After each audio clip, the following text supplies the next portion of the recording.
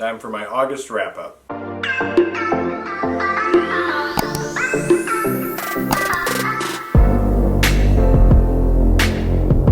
Alright guys, welcome back to my channel. I'm Zach with Zacks Books, and today I've got my August wrap-up for you here. We will link these 7 down below if any of them are intriguing to you. Also down below is the podcast, which we are starting that back up. And we also have got the Patreon and Danielle's channel and the Bookstagrams and all that fun stuff down below. Don't forget to like, comment, subscribe, and let's get into what I read for August. Alright, so the first book I'm going to talk about, I actually have a video coming out for it soon, and that is 11/22/63 by Stephen King. So I have my rant review coming out after this video, might be in a few days, I'm not sure yet. But I reread this book, first time rereading it. I still absolutely love this book. I gave it 5 stars. I talk about it more in depth in that video. There are spoilers in that video as well, so I will just give you that warning now. I say it in that video too, but just a warning. If you don't know what it's about a guy who goes back in time to stop the assassination of JFK, and a whole bunch of other stuff happens. That's just the brief rundown because, like I said, in that other video, I go way more in depth with it. So, but yeah, 5 stars. Absolutely loved it, and still my all-time favorite book, not just Stephen King book, the book in general. So there you have 11/22/63 by Stephen King. Alright, next up is a book that was really hyped up on a couple different platforms, YouTube, Bookstagram, stuff like that. And so I wanted to give it a try, and that is We Used to Live Here by Marcus Cleaver, I want to say is how you pronounce that last name. This book got a lot of hype. I want to say most people that Danielle and I had watched all really kind of gave it 5 stars, I think, or around that ballpark. And I could definitely see why. I am giving this 4 stars. Just, I don't know, there's some parts that kind of lost me towards the end because a lot of weird stuff was going on. But obviously I won't get into spoilers with that. The blurb says, Get Out meets Parasite in this eerily haunting debut and Reddit hit, soon-to-be major motion picture, about 2 homeowners whose lives are turned upside down when the house's previous residents unexpectedly visit. So we're following a gay couple, Charlie and Eve, as they basically just got a new house, and they're like renovating it, and this man and his family mysteriously appear at the doorstep. I believe the main person we are kind of following is Charlie, because I think Eve is the one who's like not really here at the beginning. I could have them flip-flopped. But pretty much she's at home alone, and these people show up and they're like, yeah, I just want to show my kids around, and she lets them in, and all hell breaks loose pretty much. So I will leave it at that. It is a really good book. Like I said, the only reason I'm docking at points is just towards the end it kind of got, a lot of things kind of started happening, and I was getting lost. So just be ready for that. But ultimately, it was a really good book. So there you have We Used to Live Here by Marcus Cleaver. Alright, the next one, I have a little streak of like some shorties that I wanted to read. Obviously, you know, short books are good books too. And I wanted to pick up this first one because we had seen the movie with Kevin Bacon in it, which Kevin Bacon, my guy. You Should Have Left by Danielle Kelman, I want to say that is. And this is, I think it's transcribed from German. And honestly, I think I gave this 3 stars. The movie, once in a while this happens, once in a blue moon. I personally like the movie better than I like this book. I feel like this book, I feel like more than half of the movie was seemed more intriguing than this book did. I feel like there are parts in this book that are in the movie that aren't in the book. And I know that happens a lot with book to movie adaptations, but I felt like the movie was way better. And it's not just because of Kevin Bacon. Kevin Bacon had a huge part in that, but the movie was a lot better in this. This guy buys his house, and the house has got all this weird stuff going on with it. It's kind of haunted, and I don't know, weird things start happening. Pictures disappear, rooms are different. It's an odd book, but I just like the movie a lot better. I don't know. I don't know if you agree with me, let me know in the comments. If you disagree with me, let me know in the comments. But I personally just like this book not nearly as much as the movie. With that being said, though, I would definitely say, with it being spooky season, this would be a good book to pick up. But again, like I said, read this first and then watch the movie. Maybe that'll be different. I watched the movie first, so maybe I'm a little biased, but whatever. There you have You Should Have Left by Danielle Kelman. Alright, next up, this is another short one. Danielle had read this and recommended it to me. I can see points as to why she recommended it to me, but it really just didn't hit for me. And that's Cursed by Lee Kenny. So, I think I gave this 3 stars.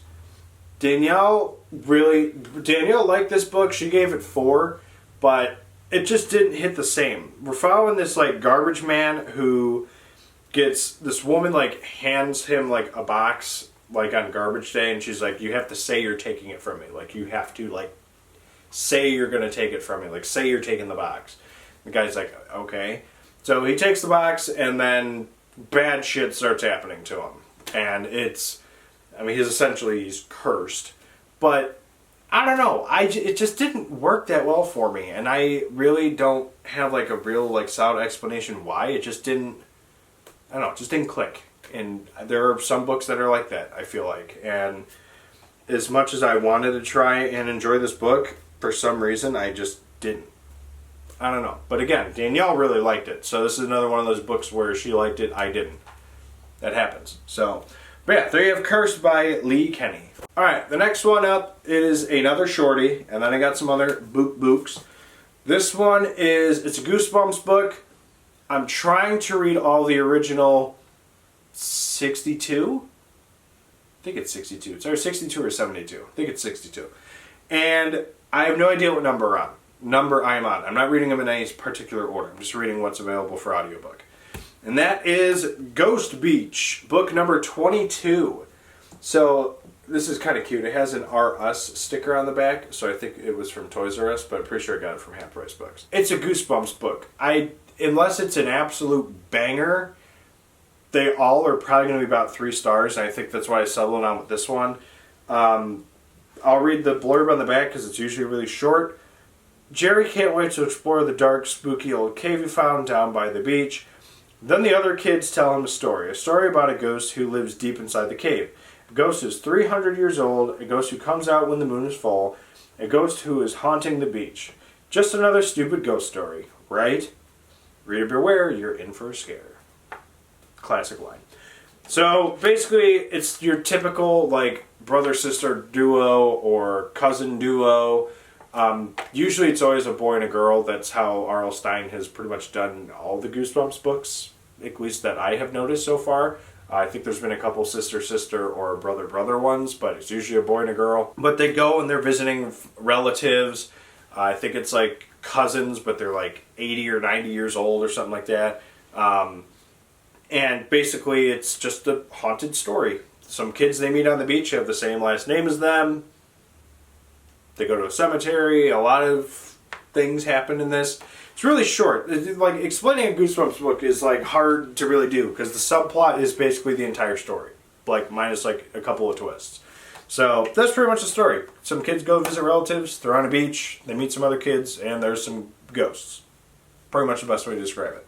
There you have Ghost Beach by R.L. Stine. Alright, so the next book up is somebody I have read everything from so far. So when this book came out, I knew I had to get to it. I had it on my TBR. I didn't really follow the TBR all that well, but I did get to this one because it's Sherry Lapina. What Have You Done?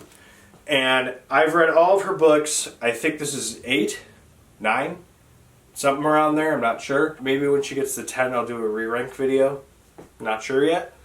But this book I'm going to settle on 4 stars. It was not the best, but it wasn't terrible.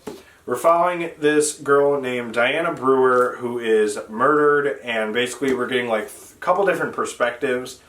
We have the perspective of one of her girl best friends, a guy best friend, and her as a ghost, just kind of overwatching what's going on.